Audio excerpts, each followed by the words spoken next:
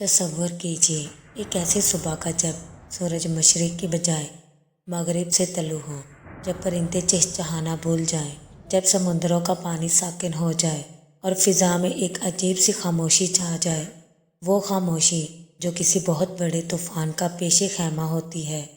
یہ وہ دن ہے جس کا وعدہ برحق ہے، جس کی خبر ہر نبی نے اپنی امت کو دی اور جس سے آج ہم غافل ہو چکے ہیں۔ آج کی اس ویڈیو میں ہم آپ کو اس دن کے سفر پر لے جائیں گے جب زمین کا سینہ چاک کر دیا جائے گا، جب آسمان کاغذ کی طرح لپیٹ دیے جائیں گے اور جب ہر ذی روح کو اپنے خالق کے سامنے جواب دہ ہونا ہوگا۔ قیامت کا آغاز ایک ہولناک آواز کے ساتھ ہوگا۔ حضرت اسرافیل علیہ السلام اللہ کے حکم سے سور پھونکیں گے۔ یہ ایک ایسی چنگاڑ ہوگی کہ سننے والے کے کانوں کے پردے پھٹ جائیں گے۔ قرآن کہتا ہے، جب سورج لپیٹ دیا جائے گا، جب ستارے بے نور ہو کر گر پڑیں گے اور جب پہاڑ روئی کے گالوں کی طرح اڑنے لگیں گے، ذرا سوچئے، وہ ہمالیہ اور کیٹو جیسے عظیم پہاڑ جنہیں دیکھ کر انسان کی عقل دنگ رہ جاتی ہے، اس دن دنی ہوئی اون کی طرح ہوا میں معلق ہوں گے۔ زمین پر ایسا زلزلہ آئے گا کہ حاملہ عورتیں اپنا حمل گرا دیں گی، دودھ پلاتی مائیں اپنے شیرخوار بچوں کو بھول جائیں گی۔ یہ صرف افراتفری ہوگی۔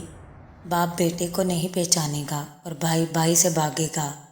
پھر ایک طویل وقفے کے بعد دوبارہ سور پھونکا جائے گا۔ یہ زندگی کی پکار ہوگی۔ مردہ جسم جو صدیوں سے خاک ہو چکے تھے، اللہ کے حکم سے دوبارہ جڑنا شروع ہوں گے۔ قبریں پھٹیں گی اور انسان ایسے نکلیں گے جیسے ٹڈیاں پھیل جاتی ہیں۔ لوگ ننگے پاؤں، ننگے بدن اور غیر مختون حالت میں ایک میدان کی طرف دوڑ رہے ہوں گے۔ ام المومنین حضرت عائشہ صدیقہ رضی اللہ تعالیٰ عنہا نے پوچھا، یا رسول اللہ، کیا مرد اور عورتیں ایک دوسرے کو نہیں دیکھیں گے؟ تو آپ صلی اللہ علیہ وآلہ وسلم نے فرمایا، عائشہ، وہ منظر اتنا ہولناک ہوگا کہ کسی کو دوسرے کی طرف دیکھنے کا ہوش ہی نہیں ہوگا۔ یہ میدان حشر ہوگا۔ زمین تانبے کی طرح تپ رہی ہوگی، سورج سوا نیزے پر ہوگا اور اس کی تپش آج کے مقابلے میں ہزاروں گنا زیادہ ہوگی۔ سائے کا نام و نشان نہ ہوگا سوائے اللہ کے عرش کے سائے کے۔ لوگ اپنے پسینے میں ڈوبے ہوں گے، کوئی ٹخنوں تک، کوئی گھٹنوں تک اور کوئی اپنے ہی پسینے کی لگام میں جکڑا ہوا ہوگا۔ پیاس کی شدت سے زبانیں باہر نکل رہی ہوں گی۔ لوگ تڑپ کر انبیاء کے پاس جائیں گے کہ خدا کے لیے ہمارا حساب شروع کروا دے، یہ اذیت اب برداشت نہیں ہوتی۔ لیکن ہر نبی کہیں گے، نفسی نفسی، آج مجھے اپنی فکر ہے۔ آخر میں لوگ سید الانبیاء محمد مصطفیٰ صلی اللہ علیہ وآلہ وسلم کی بارگاہ میں حاضر ہوں گے۔ آپ صلی اللہ علیہ وآلہ وسلم فرمائیں گے، میں ہوں اس کام کے لیے۔ آپ صلی اللہ علیہ وآلہ وسلم اللہ کے حضور سجدہ ریز ہو جائیں گے اور ایسی حمد بیان کریں گے جو آج تک کسی نے نہیں کی۔ پھر اللہ فرمائے گا، اے میرے پیارے محبوب، اپنا سر اٹھائیے، مانگیے، آپ کو عطا کیا جائے گا، شفاعت کیجیے، قبول کی جائے گی۔ تب اللہ کی تجلی ظاہر ہوگی، آسمان بادلوں کی طرح پھٹ جائیں گے اور فرشتے صف در صف اتریں گے۔ وہ گھڑی سب سے باری ہوگی جب کائنات کا بادشاہ حساب کتاب کے لیے کرسی عدل پر برجمان ہوگا۔ ہر انسان کے ہاتھ میں اس کا نامہ اعمال تھما دیا جائے گا۔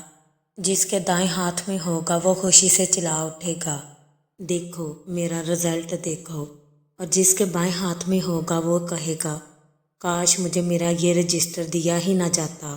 پھر پل صراط قائم کیا جائے گا، جہنم کے اوپر سے گزرتا ہوا وہ راستہ جو بال سے باریک اور تلوار سے زیادہ تیز ہے، اس پر سے گزرنا لازمی ہے۔ کوئی بجلی کی طرح گزر جائے گا، کوئی گھوڑے کی طرح اور کوئی کٹ کٹ کر جہنم کی گہرائیوں میں گر رہا ہوگا۔ میرے عزیز دوستو، یہ وہ داستاں ہے جس سے کوئی فرار نہیں۔ آج ہمارے پاس وقت ہے، سانس چل رہی ہے، توبہ کا دروازہ کھلا ہے۔ کیا ہم نے اس دن کے لیے کچھ بچایا؟ کیا ہمارے پاس کوئی ایسا عمل ہے جو ہمیں اس تپتی زمین پر ٹھنڈک پہنچا سکے؟ اللہ تعالیٰ سے دعا ہے کہ اللہ تعالیٰ ہمیں اس دن کی رسوائی سے بچائے اور ہمیں نبی کریم صلی اللہ علیہ وآلہ وسلم کے ہاتھوں اسے کوثر کا جام نصیب فرمائے۔ اگر اس ویڈیو نے آپ کے دل کو چھوا ہے تو اسے دوسروں تک پہنچائیں، شاید آپ کی وجہ سے کوئی انسان راہ راست پر آ جائے۔ اور یہ